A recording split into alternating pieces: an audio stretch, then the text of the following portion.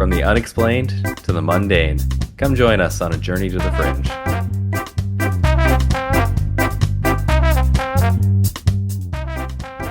Hello and welcome to Journey to the Fringe, where Antarctica doesn't exist. We don't talk about it. Don't worry about it. Not a real place. That's just how it works. What was it called? I don't know. We don't know. Stop talking about it. We are your podcast hosts, Taylor and Chelsie, here today doing a Chelsie episode, which I really hope is about something north of the equator. Yeah. And today we're talking about the Royals. Definitely north of the equator. Just kidding.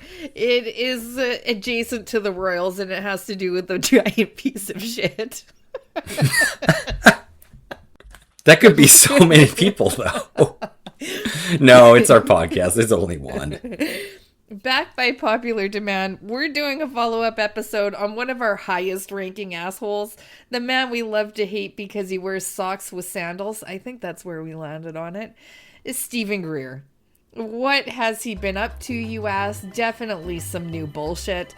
I'm pretty excited to dive into this with you all. He's been a busy boy. Scratch that. He's been a busy, weird, freakish man. Yeah, you know, that it's so sad that, like, some evil people can work so hard. Why can't they all just be like David Wilcock? I miss him. My Sundays have never been the same.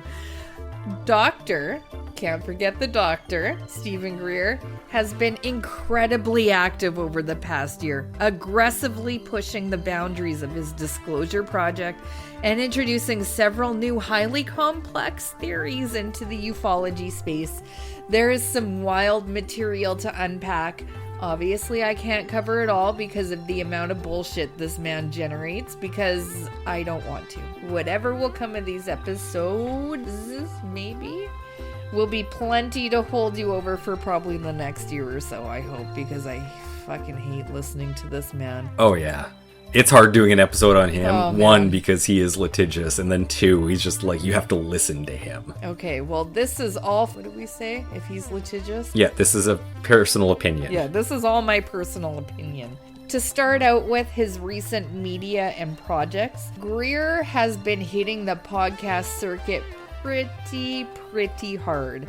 He has been making the rounds on several high-profile and unexpected podcasts. In March 2025, he appeared on Khloe Kardashian's podcast. What? Yeah, Khloe in Wonderland. She did some stuff. I've actually been seeing a weird amount of celebrities getting involved in UFOs and aliens right now. She's gone back. She's expressed an interest like a while back on UFOs, and they did a thing on the Kardashians with Travis Walton because of her interest in UFOs, so it's not totally out of left field, I don't think. The podcast was Khloe in Wonderland, and he discussed secret tech and the flight for disclosure. He's also been a recurring guest on the Unveiled podcast, and he discussed everything from the Epstein files to the science behind scalar waves in connection with the missing MH370 flight. No information on that. I'm actually curious what he would have to say about the Epstein files. Actually, I was just listening to, God, I hated every second of it, a podcast he was on, and he talked about how he met Donald Trump's son or something at Mar-a-Lago. I was like, that's probably something you don't want to admit. Anyhow. Yeah. But yeah, he's really in with the Mar-a-Lago crowd now. He's really in with any crowd that he can. Anybody who will let him in as power, exactly. Yes. Don't forget, he also has his own network. He continues to host the Dr. Stephen Greer podcast, where he dives deep into his CE5, which is Close Encounters of the Fifth Kind, as a reminder. That he made up. Oh yeah, totally made up. Protocols and interviews other researchers. He also has a new documentary. He has been promoting his latest film, CE5, The New Frontier of Contact, which focuses heavily on his methodology for human-initiated extraterrestrial contact through consciousness. Perhaps we will take a look at it at our next family meeting. Oh, and God. everyone will love us for it. I'm a little worried he's going to try to franchise out those events he has in person. I don't know who's gonna franchise out what just because of the way he fucking positions himself that nobody else can do it. That's a good point. He's also been very busy hosting major events. The 25th anniversary press conference, Greer organized a historic 25th anniversary National Press Club event on May 8th, 2026, echoing his original groundbreaking 2001 Disclosure Project press conference. How he keeps this going, beyond me. At the time of recording, there will be a contact retreat next week. Yesterday, 2 days ago, July 24th to 26th, 2026. Time got away from me. Whoops. This does not seem to be an AI-generated conference like the new and improved Serpo gambling website. Which is gone. I've lost it. Yeah, it's taken down now, by the way. I was on a wild ride researching all of this, if you can't tell already. I was like, I wonder if Serpo's still there. No. And you knew about it too. How do you know? Yeah. I was really thinking of doing a Serpo episode.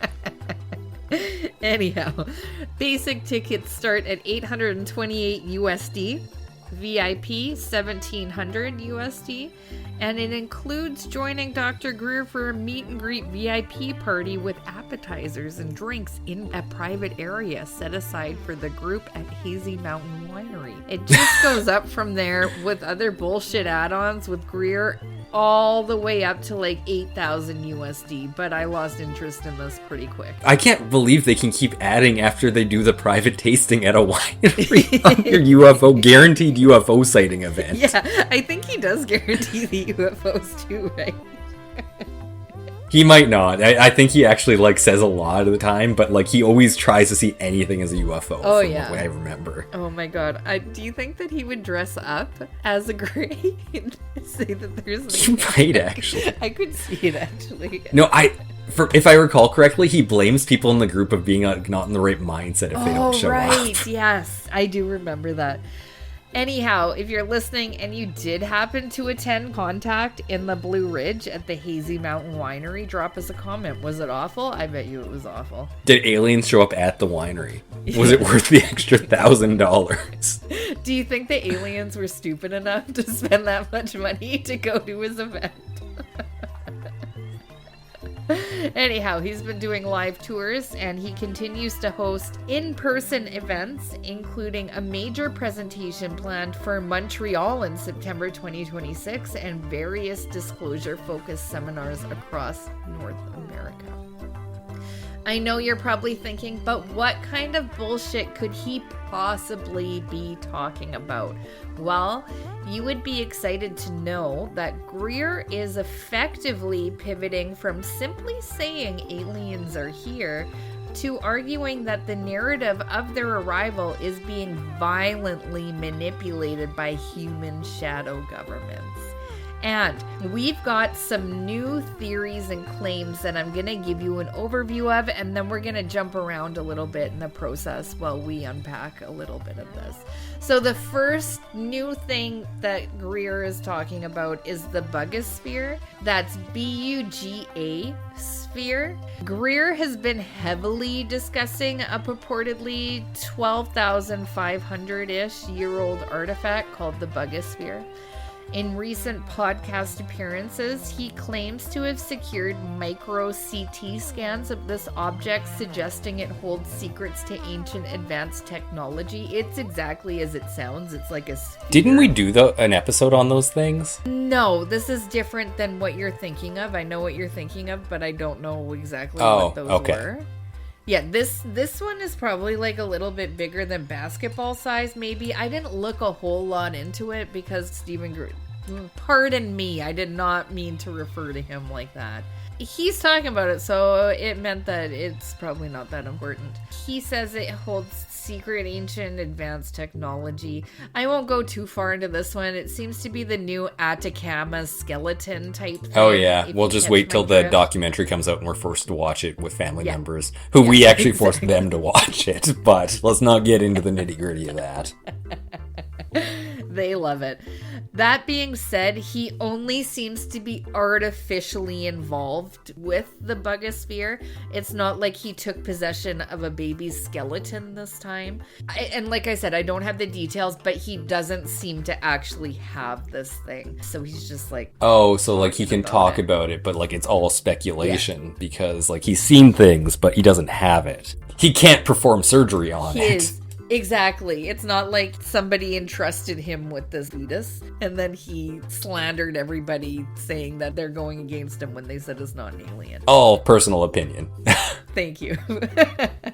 The official story for this thing goes that in March 2025, a metallic orb slightly larger than a basketball was allegedly filmed flying low on the outskirts of Buga, a small town in Valle del Cauca, Colombia. According to the story, the object struck high-tension power lines, causing a massive flash and a discharge of thousands of volts and disabled it, sending it crashing into a nearby ravine. That's all I'm going to tell you about the bugosphere on this one. Perhaps in a future episode, we might not want to cover it. Government disclosure as a dead end. This is the other bullshit he's on about. Despite his career being built on demanding government disclosure and the Disclosure Project, Greer has been highly critical of the recent official push. Highly. But I can't say highly enough. I haven't looked into this, but I guarantee refuses to say anything bad about Trump. Guarantee it. I didn't hear anything bad about Trump. No, we're going to talk more in depth about this one. I just want to get through kind of the Cole's notes of what he's up to. He recently stated that the current government panels on UFOs are a paradox designed to cover up the truth, comparing them to the panels of the 50s and 60s that effectively funneled the topic into a dead end. Staged abductions and bio-nanotech Frankensteins. That's his other thing. This is arguably his most explosive current theory. Greer is claiming that rogue military factions are staging alien abductions using man-made bio-nanotech entities, which he refers to as Frankensteins. He refers to them as a whole lot of things. He argues this is a psychological warfare tactic designed to gaslight the public and politicians into funding an interplanetary holy war or false flag alien invasion. Of course. Obviously. Those are in a nutshell all the things that he's talking about. If you want to stop, don't stop listening now. I'm sorry, I didn't mean to say that. I didn't. You have to stick around. Yeah, please stay to the end. Now, let's talk more about it. There's some good stuff in here. Don't stop listening. One of the rounds Stephen Greer makes is on InfoWars, which just sounds fucking awful. Well, that is ended because Alex Jones does not have InfoWars anymore. And if nobody's checked it out, go check out. Tim Heidecker has done some fun stuff. I haven't actually looked at it yet. In the first episode, Alex Jones exploded, and they're going through all the conspiracy theories on it over the next episodes. Okay, I need to take a look at this. What was the previous InfoWars he was on in March 17th, 2025? I actually wonder if there's a knowledge fight about it. I should look into that as well. Oh, with Stephen Greer? No, potentially. Yeah, I'm going to look at it, actually. I don't know. The biggest thing to come out of this interview is this clip here. Let's take a listen. Okay. God, I hate if the aliens wanted to kill us, they would just think it would be done. Oh, we're done. Yeah, I mean, imagine interstellar level and quantum entanglement level technologies weaponized. It would be a nanosecond. So they're obviously, they're very peaceful and they're very concerned about our situation. They're like bird watchers. They're looking at us in binoculars and think we're pretty.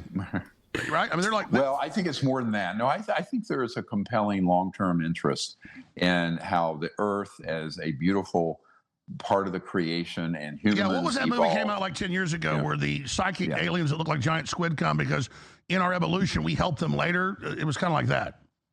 Right. Yeah, and Arrival. Some of the ones that have been seen are actually our descendants from 500,000 years in the future that have come back to warn us about what we're doing. I mean, this sounds... Oh, but only some of them. Okay. Slow down and explain that. Well, for example, at Rendlesham Forest, Bentwaters Air Force Base in the early 1980s, there was a landing of a pyramid-shaped black onyx craft.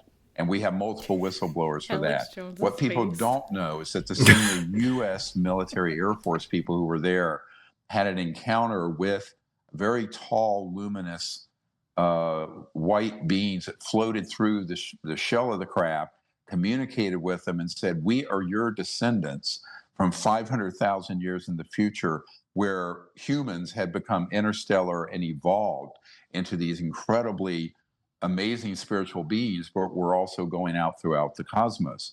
And that they said, if you continue on the path you're on of nuclear war and global destruction and endless war, we, your descendants, will not exist. So let's stop right there. That makes perfect sense now. Understanding quantum mechanics has all been proven, not just theoretical. Right. This is advanced archaeology, is time travel adjusting the future. Both these men love to hear themselves talk. Yeah. That actually, those guys would make a great skit team. They yes and each other perfectly. Funny that we've covered Rendlesham Forest before, and I don't remember that part of the story where a white entity went through the UFO and said, we are from 500,000 years in the future, and we're you. Isn't that interesting? And stop war. They did say stop warring, but yeah. Just to repeat, if you can't tell from listening because you tuned out because it's Alex Jones and Stephen Greer, I'll say it here so that you can listen to me. He's talking about how the U.S. military received time travel visitors from 500,000 years in the future. You gotta love. Can I just add? Sorry, while we're right here. Yeah. I just love his equal parts. It's nothing but love. But also everything is terrifying. Like they could immediately end your life just by thinking about it. But they're love. Yeah. There's so much to unpack and I just can't with this man. This is this future jelly thing that came out of the UFO in conjunction with Rendlesham Forest incident. You wouldn't be misremembering, as Taylor brought up, if you recalled that this was never ever mentioned since the incident happened in 1980. Like, he literally just fucking added time travelers into the story. Like, why? Like, he never cites anything. He actually never cites anything. You know what? This man is putting out so much BS. I was trying to find the clip we just looked at. So I was on Stephen Greer's YouTube page. And guess whose fucking stupid face I see on a video he posted? Richard fucking Doty.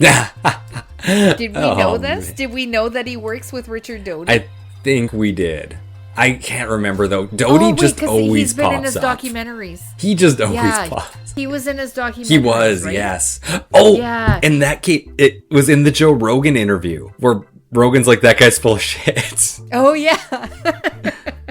Quote, in July 2016, Dr. Greer met with Richard Doty, a former agent of the Air Force Office of Special Investigations, AFOSI, to discuss UFO crash recoveries and experimental U.S. prototypes developed through reverse engineering. Okay. And just listen to this clip here, and you can hear Greer in the background at the start essentially trying to get him to say what Doty says in this clip. He's leading him. Be prepared to be enraged. Here's the next clip we're gonna watch. I believe you can get Richard Doty to say anything you want for $20 or something like that. Or just you can come on my podcast. Should we have Richard Doty? We should see Richard Doty on. I don't think AFOSI pays that much. Okay, I'm just curious. Actually, to be fair, like I think that pension is pretty dried up at this point. Okay, here we go. No, I think nobody has it right. One of the things that is quite disgusting, if you for the people who've ever been briefed in this program, is there's not much out there that's factual. The UFO community, meaning you can make anything up, Doty. Misinforms themselves. They provide people go out there and write books, and without any facts, 90% of everybody that writes these books, these authors, had never been in the military, worked for the intelligence community, never had a security clearance, and they're just relying on second, third, and fourth-hand information. Whereas I make mine up. To write a book, and then basically poison their readers and the rest of the UFO community. And so the July craft actually it crashed in the end of June The recovery project was into July. Shit. Okay. Get out of here, I love Richard him. Doty. No, I just love, like, at this point, if you are interviewing Richard Doty and believing or using him for anything, like, it's very clear that you have a motive. Like, that's the only reason you would interview Richard Doty at this point. You know what the most messed up part about Richard Doty is that he's had a hand in the death of somebody. He's also effectively killed lots of people's careers Bill Moore. And yet, here he is thriving. Yeah. Just thriving. Thriving in the cesspool. I gotta... You know what? I don't blame the guy. No, at this point, it is not his fault. No, good on Richard Doty. Like, I think it's everybody else who pisses me off. Like, come on, guys. So I know that clip was out of context, but the context is Doty is talking about he was in contact with aliens. He knows because he was the one in the government. And everybody else is just pretending they were. Yeah, nobody else was in the government. He was the one with the clearance. He is government. You gotta believe government him. only him. Exactly. Everyone else is just making shit up. They don't know. So that was a total aside. That was just something I came across on his channel. Well, this whole episode is an aside, I think. Isn't this fun? I love it. I just love how Richard interconnected Doty and appearance. incestuous this whole community is. I know. I fucking hate it. So back to Alex Jones. He also talks about missing scientists, Amy Eskridge. Greer loves to talk about it too. People, and I didn't actually bring it up. I don't want to talk about missing scientists anymore. People have been killed for less. Did you know that, Taylor? Less being all of the information that Greer has Frankenstein together. So he's next, hopefully. In my opinion. Yeah. Does that I mean, make it you have better? to, if he's framing himself this way, and even David Wilcock has now made the list. I hate this bullshit. Okay. So Stephen Greer's been a busy guy, you know. So next up, Stephen Greer claims living ETs are being held underground and human-made UFOs are being used to frame aliens. That's basically as it sounds. Do I have a clip here? Yeah, I do. Okay, let's listen to the clip first. Fake ETs that have been used in he's looking psychological old. warfare operations such as abductions and mutilations and Oh, other this isn't nonsense. his channel, so The he other has to look problem how that's they come to the present him. attention that we brought to the attention of such an law ugly enforcement. There's a huge program using man-made UFOs, triangular ones, octagonal ones, others, Of course. in human trafficking and child trafficking. So they're used in rather gruesome criminal enterprises. this is and the this new thing. is known Listen. by I know extremely it's hard senior to listen people to. in the administration and in law enforcement. That's all I'm going to say. So, I think part of the problem You can't say with that's all I'm this going to say and issue keep talking, is that Greer. and actually both congressmen, You gotta stop at both that Burchett point. and Burleson recently said they've been at meetings and learned things that would tilt the world upside down and it would upset everyone. I said, yeah, it would. And so one of the I make a joke, sort of semi-joke, about what I call disclosure PTSD. You drill down on this and you start pulling the curtain back and you begin to see what horrific things the people of the mindset of Dr. Mengele with Adolf Hitler are doing, but with much better technologies, much more advanced technologies. And so this gets into a real problem. How much do you tell the public? How much do you hide? You consider that a joke, How much Greer? do you cover up these Yeah. misdeeds? That's what so he jokes they can about. go away? Unfortunately, there's Okay, a big push around the We're president to continuing. prevent him Sorry. from disclosing the man-made technologies we have, which he now knows we have. All right, Who's he? because those Did can we be catch used that? No. in clandestine operations and be classified. The guy he's joking My with, clearly, argument is that Chelsie. if you have used these technologies for decades in criminal operations against innocent civilians, both in the United States and abroad, you have forfeited the ability to keep that secret. You have given up that right. So the public needs to know the truth about this. Now, are they given the schematics of how the things run? No. You and I can't go down to Ace Hardware store or Home Depot and buy a nuclear bomb or a nuclear trigger or a component. So, but the existence of that fleet of human craft that have been reverse engineered and have been used in false flag and psychological warfare operations, that absolutely has to come out. Otherwise, the public's going to be left with the impression, false impression, that the ETs have been doing all these horrible things, when really it's like the Wizard of Oz behind the curtain, pulling all the levers and scaring the crap out of Dorothy and the Scarecrow. Okay. I have never heard so many words after somebody drops the words, and that's all I can say on that. Yeah. We've all listened to him talk. He can't stop.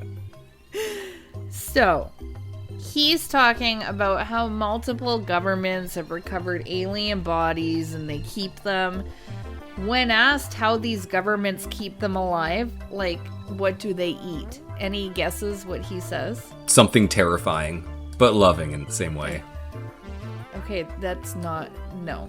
Screams. Is it screams? He doesn't know. He has no fucking clue. Okay. They figure it out, and it's not something he has information on. This is something that basic. He says it's not something he has information on that is credible, he says. Oh, Everything okay. else, he has the information on it. But this, no, not credible. He doesn't know how they eat. But he says it was so much like gusto, you know? Doty knew about how they poop in like their little kitty litter. No, but yes, no, those were the Serpo beings, which Richard Doty technically does not have anything to do with, but does, because it was Richard Doty. He's not come right out and said, Richard Doty, was in the government and know that the aliens... is the government. I am government man. So anyway, I just love when he's questioned about stuff. He doesn't have any credible information on it, but the other information is totally credible. You gotta think that he thinks that makes him sound more credible too. Like that I'm so openly admitting that I don't have this information. I don't think that it's just him. I think that he says it with so much confidence that him saying he doesn't have credible information on it makes people who like this stuff think it's more credible because he's which is really just him like, I don't know, I didn't think about it yet. Exactly. You know, Richard Doty would have had a better answer. Oh, he would have had a great answer. Am I realizing that I love Richard Looks over Doty? in the corner, bits of string. This episode makes me realize that I think I love Richard Doty more than Stephen Greer, because it's come full circle. Everything's always coming full circle. Okay, so the credible information that he does have says that we've downed thousands of UFOs over the decades, and the genetics of living and dead ETs have been used to create knockoff fake ETs. We have downed thousands of UFOs. Yeah. Wow.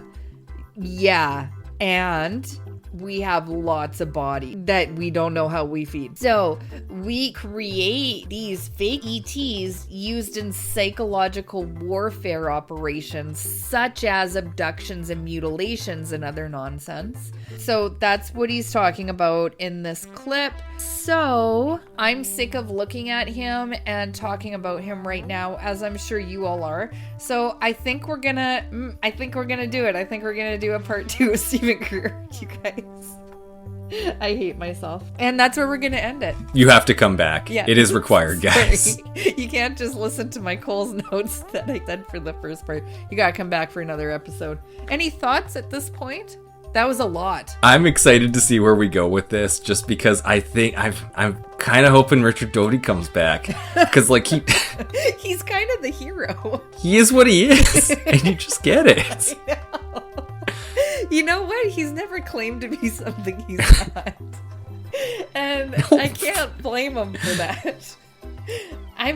Oh man, Richard Doty. I hate Stephen Greer. I just hate. I kind of just like. I picture him very timidly saying, like, hey, can we, like, skip over the stuff where I, like, lie a lot in this interview? And they're all like, okay, buddy. Oh, I just loved the one clip that I played that he's like, I was in the government. These other guys are just making shit up. Or is I make shit up from the government job? Exactly. Oh my god. Oh, with that, I have been Taylor, here with Chelsie. We are Journey to the Fringe. Thank you all for listening. We'll see you next week. Bye.